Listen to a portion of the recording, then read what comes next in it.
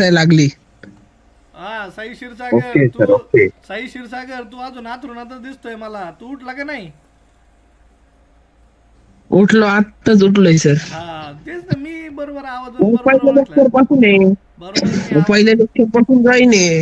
अरे तू जॉईन आहे पण तू आथरुणातच आहे. तू निवांत गोधडी बिधडी घेऊन अंगावर घेऊन अजूनही लेक्चरच पाहू राहिला तू.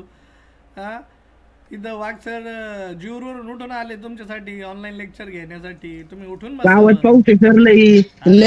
तुम्ही तुम्ही उठून बसावं. तुम्ही वाघ सरांसाठी भजे बिजे ऑर्डर करावेत, चहा ऑर्डर करावा, असं काहीतरी करावं. बरोबर आहे सर नाही? बिस्किट राहतील.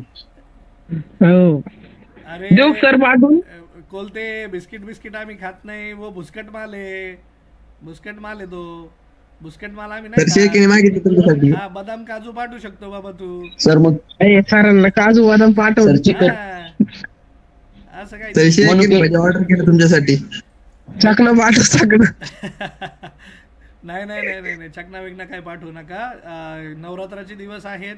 हा उपवासाचे काही पदार्थ असतील तर माझ्यासाठी नक्की घेऊन या, चालेल मला.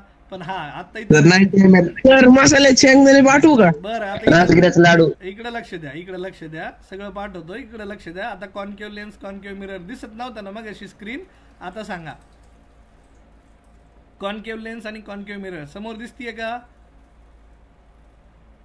Concave lens. मग आता कॉन्केव्ह लेन्सला काय म्हणतात? कॉन्केव्ह लेन्स काय करतो? रेजला डायव्हर्ज करतोय. So this is called as diverging lens. तर रेजला डायव्हर्ज करतोय म्हणून डायव्हर्जिंग. पण कॉन्केव्ह मिरर काय करतोय? तर मिरर कॉन्व्हर्ज करतोय रेजला. So this is converging mirror. ठीक आहे. सो हे उलट घडत असतं. म्हणून मिरर आणि लेन्स दोघांपैकी एकच विद्यार्थी काहीतरी करतो परीक्षेत.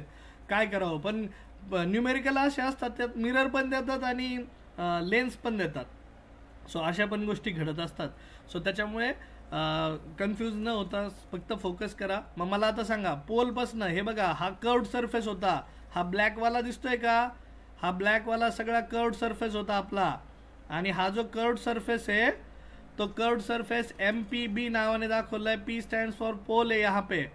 सो मग मला सांगायचं काय आहे की एवढाच कर्व्ड सरफेस आहे MPB, एवढाच मिरर आहे. याची बॅक साईड पॉलिश केलेली आहे.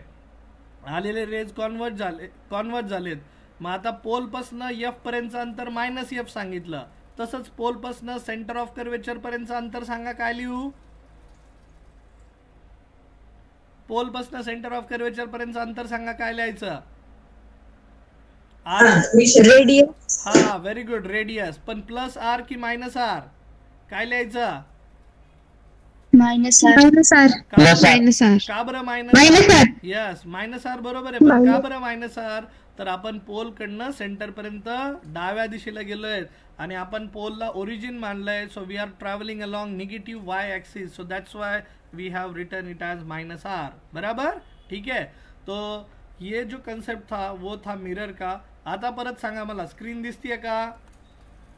काय दिसतंय स्क्रीनवर? यस. बस थँक्यू. कार्यकर्त्यांचे आभार.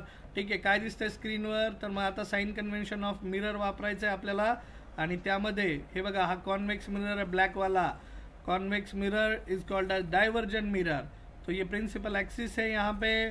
मी आता थोडं यातले जे कन्सेप्ट आहेत ते मी हे करतो, काय त्याला रिमूव्ह करतो. Just a minute. हा त्याचे जे ॲनोटेशन्स आहेत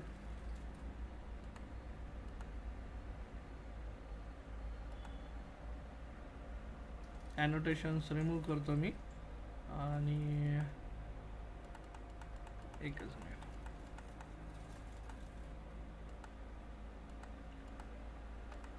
तुम्हाला दाखवायचं होतं.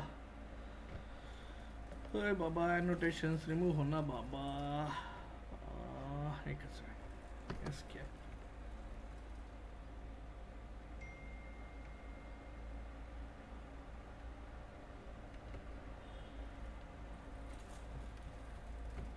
एकच मिनिट. मच्छी पाठी. आता बघा, हे बघा आता डिस्के sign conventions of mirror. New Cartesian sign convention for mirror is shown in figure. कौन सा मिरर है बोलो? कौन सा मिरर?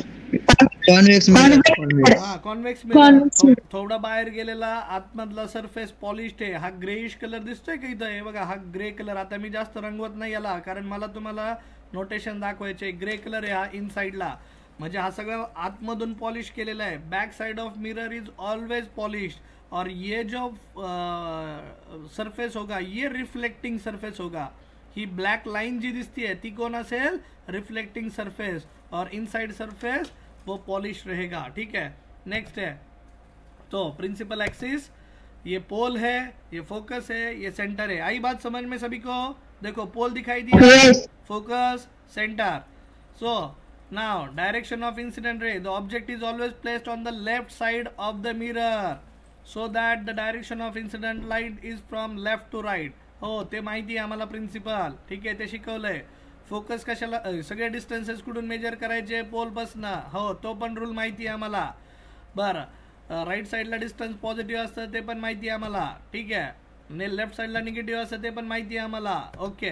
बरं आता upward heights positive Y direction मध्ये अपवर्ड हाईट्स, आणि खाली जर असतील तर negative. Downward height should be treated as negative. बरं आता इकडे बघा कॉन्वेक्स मिरर आहे. पी टू एफ जे डिस्टन्स दिलंय ते एफ लिहिलंय. प्लस एफ की मायनस एफ?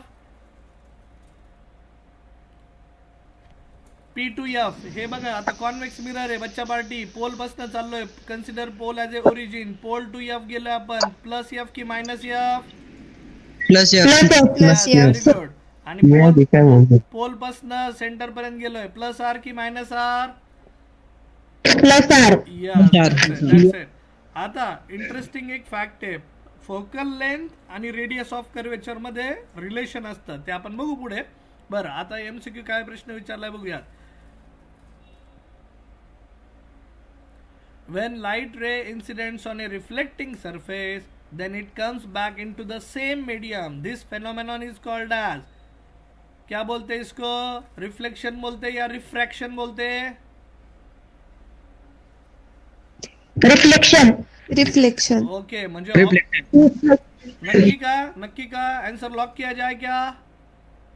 यस. ऑप्शनच नाही दिले बरं का मी. ऑप्शनच दिले नाहीये पण मी फक्त बोललो. Yes sir. हा इथं yes. Okay. So same medium मध्ये ज्यावेळेस रे रिफ्लेक्ट होतो, this phenomenon is called as reflection. Very good. ठीक है. और टोटल इंटरनल रिफ्लेक्शन कब होता है, कोई बताएगा मेरे को?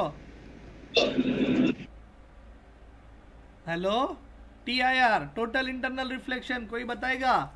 Any one of you who remembers total internal reflection? बताओ मेरे को.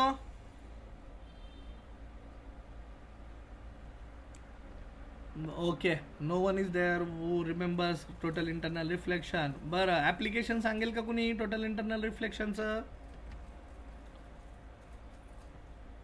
एप्लीकेशन TIR कोई बताएगा मेरे को?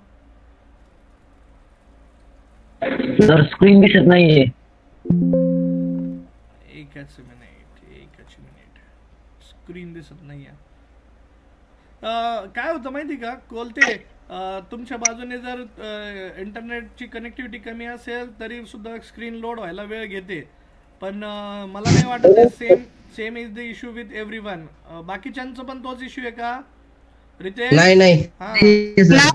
यस. काय करायचं मीटिंग लेफ्ट करायची, परत मीटिंग जॉईन करायची. इन केस जर तसं झालंच तर meeting left. Great. I am happy. So मी सांगत होतो तुम्हाला की रिफ्लेक्शन झालं आणि TIR बद्दल विचारत होतो, त्याच्याबद्दल सांगा मला. Any one of you? Sparkling of diamond. Very good. किसने आंसर दिया? वर्धा साळे. अरे बापरे, वर्धा साळे वही घेऊन बसले की काय? की आठवतंय सर्वांना?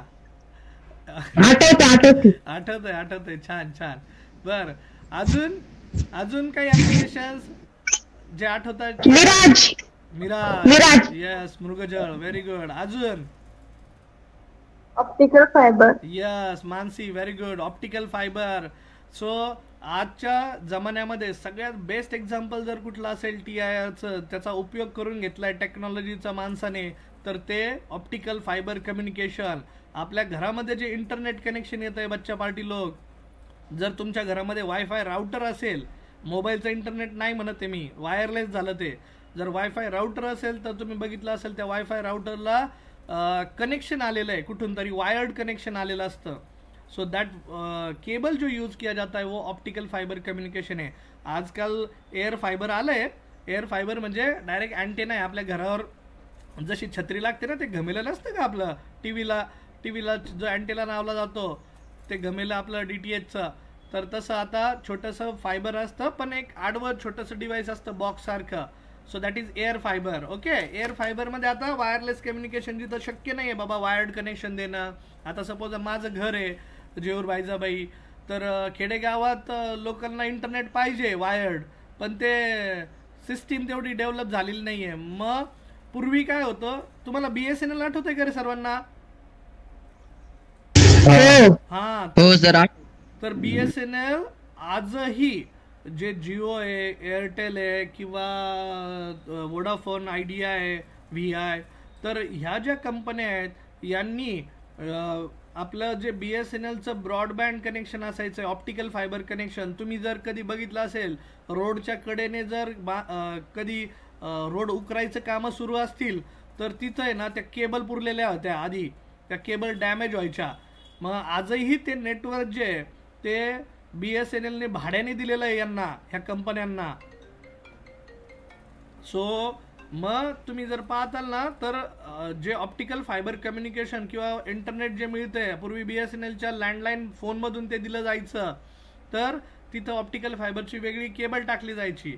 एकच मिनिट हा बच्चा पार्टी. हाय, का झालं तुमचं ना चहा नाश्ता? बरं बरं, मग थांबतं का 10-15 मिनटं, येतो मी. आता कुठे आहेत, माळीवाड्याला आहे का? हां,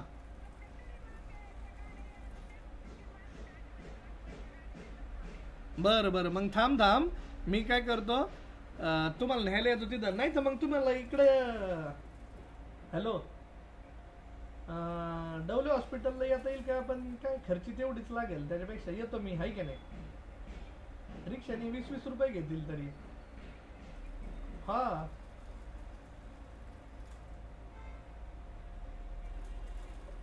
हा, तेवढं होईल बाबा.